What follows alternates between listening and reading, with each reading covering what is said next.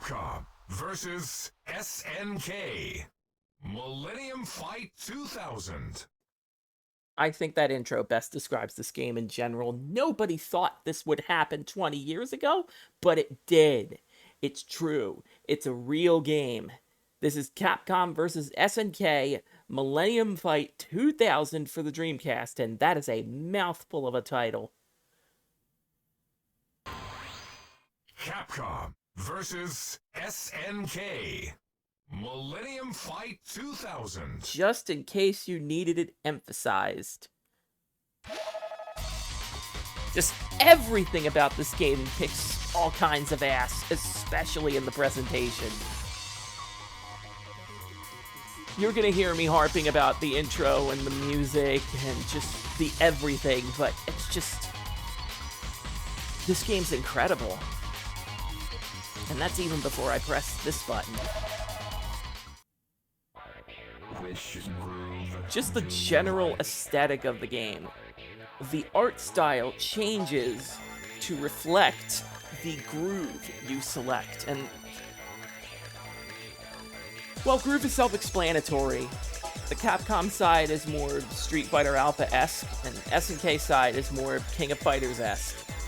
Your abilities and skills and systems are reflective of the company you choose, and we're picking SNK for this one. Form up your team. This is a 4-button fighter. As such, we need to select characters from games that are 4-button fighters. They are split into ratios. We have a 4-ratio limit, which means we could pick 4:1 characters, 2:2 characters, and we could throw in a ratio 3, but we need a ratio 1 to back it up. I'm gonna pick 2 SNK characters for this one. So get in there, Terry, and get in there, Iori. Decide the order of the bouts. Oh, this game's amazing. Show me your best.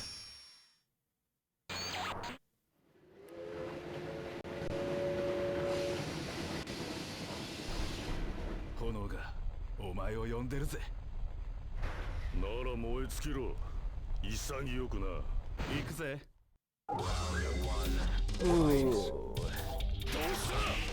Breathe this one in.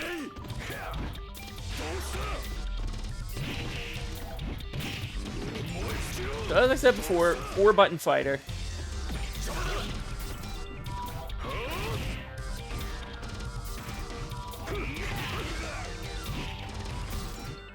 This is mostly on Capcom's end. These two companies agreed on a contract together.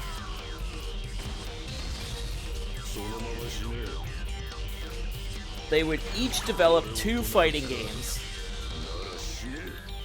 And this first effort is on Capcom's end.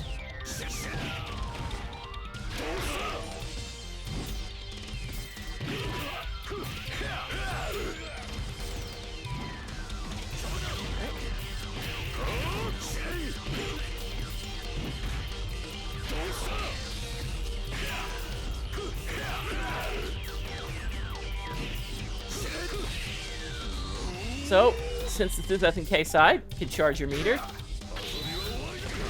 And you can unleash a super at the end.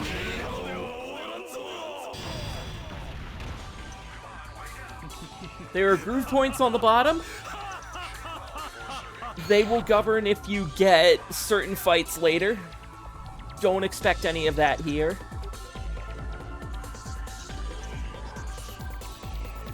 Decide the order of the bouts. Show me your best.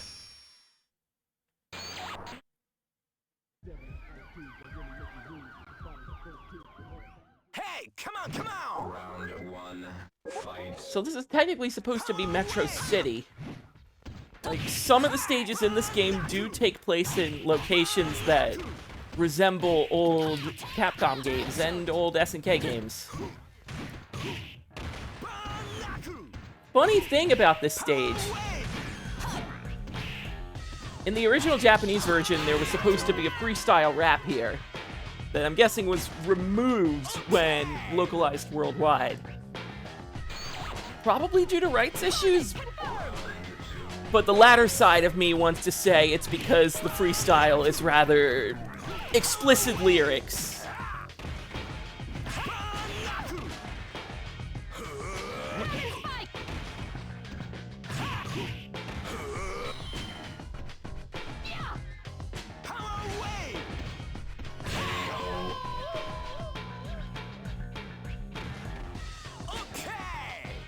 But the instrumental version by itself is still really tight.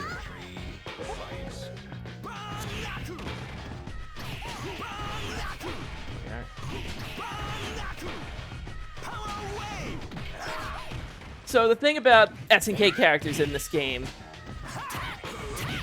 if you're coming in here from older King of Fighters games, you might know their special moves. But the thing is, certain moves might be missing. Certain special normals might be missing. It's not going to be a one-to-one conversion, and credit to Capcom for rights that best represent these characters.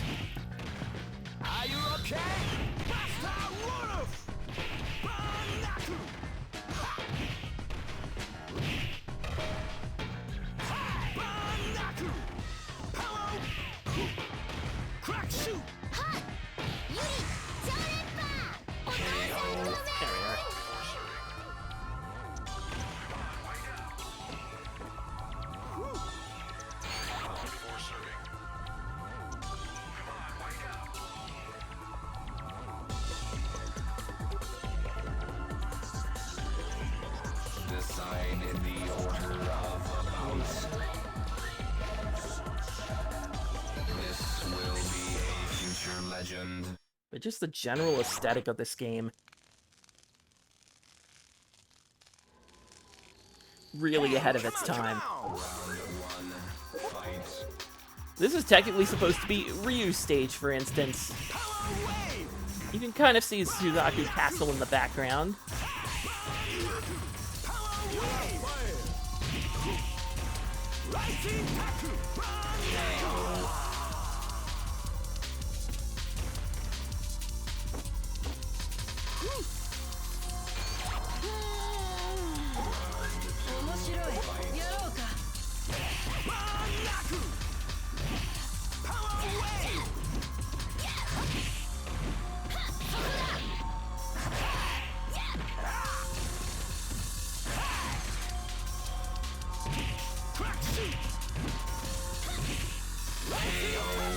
There we are.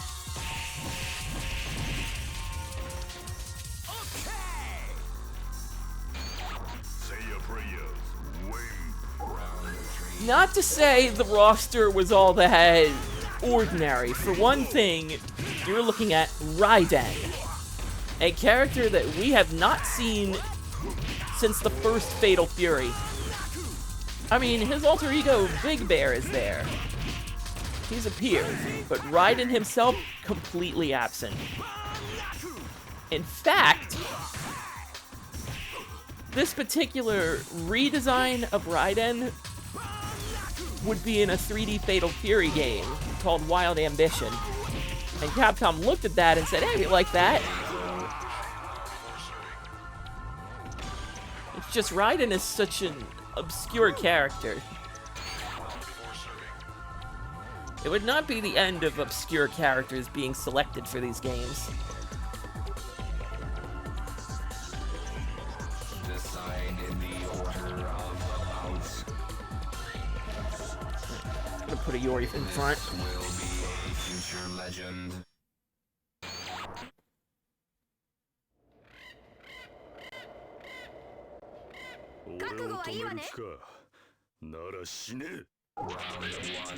And if you couldn't tell by the background, this is supposed to be Sagat's stage.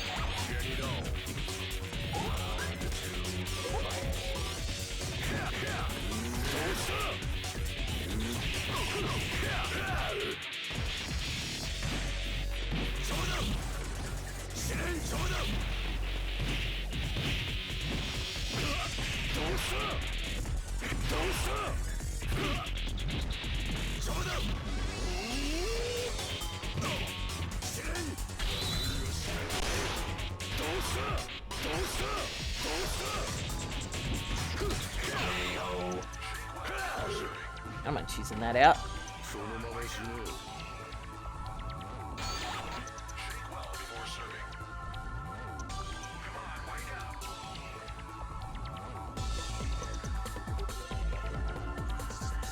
Decide the order of the bouts. Heat up, guys.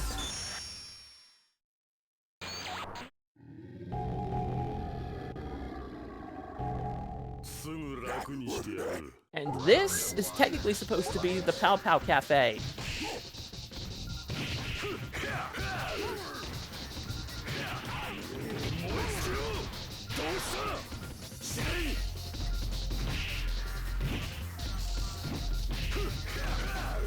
Or maybe it's the fact Pow Pow Cafe plays here. So there's a thing you can unlock later where the modern music of this game is replaced by tunes from other Capcom and SNK games. And I always hear Pow Pow Cafe here, so I naturally assume it's this stage.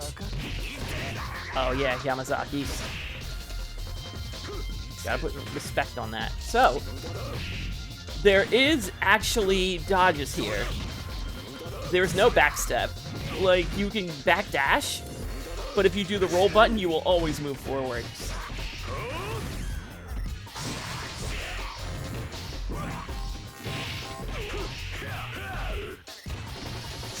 The AI really doesn't put up much of a fight even on normal difficulty, but some characters are the exception to the rule. Mostly Yamazaki.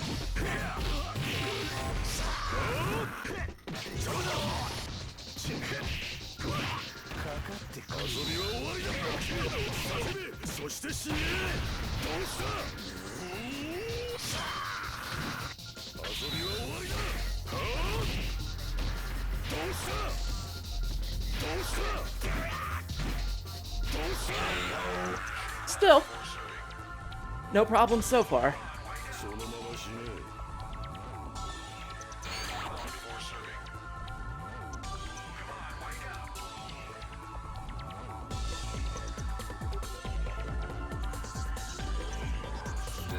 And here we are.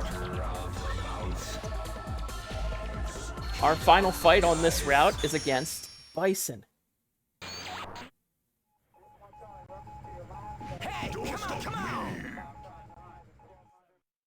But he's just not gonna roll out the red carpet for you, though, is he? That's not Bison's way. He has to throw his lackey at you.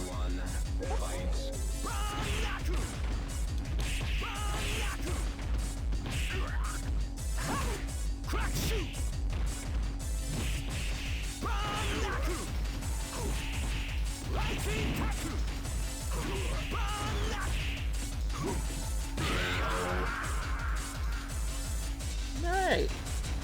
Okay. And then we get the big cheese.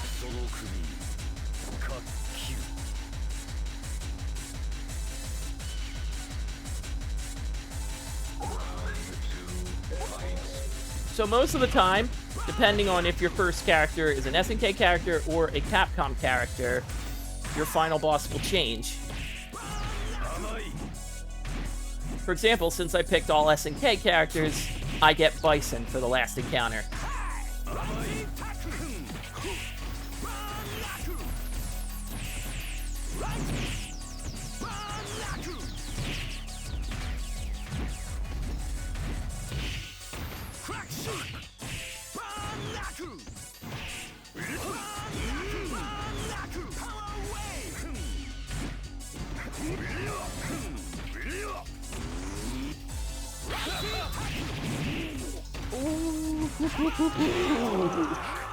Screw you, Bison. I'm not even gonna throw a Iori at you.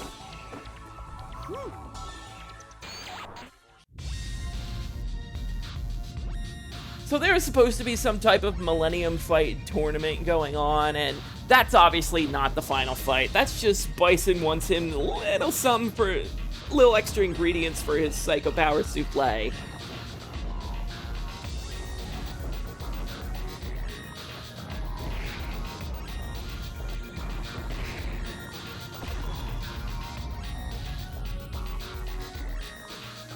So let's fight near an active volcano.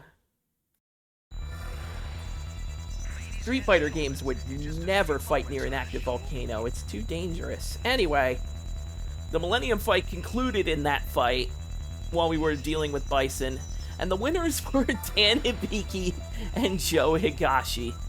Kind of a hint for a later game.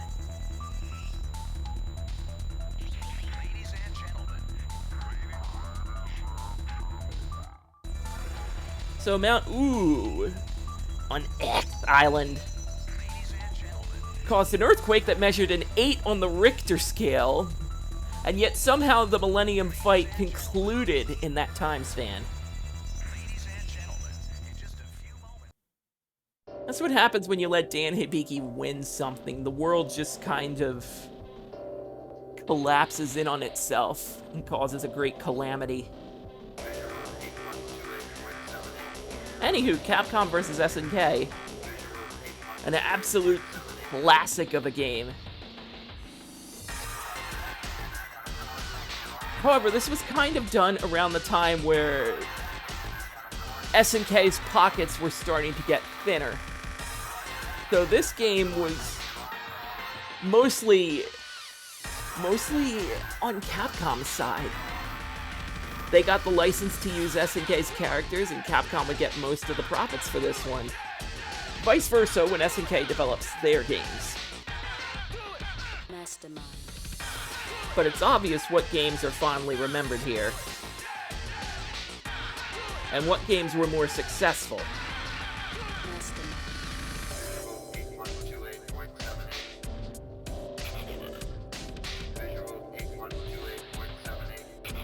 But there's just a lot to love about CVS1.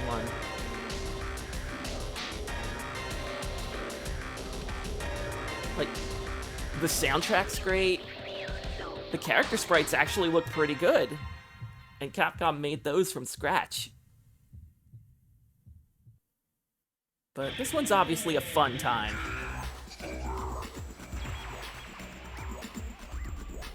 And obviously our first stop on Month of the Millennium. Starting off on the good foot.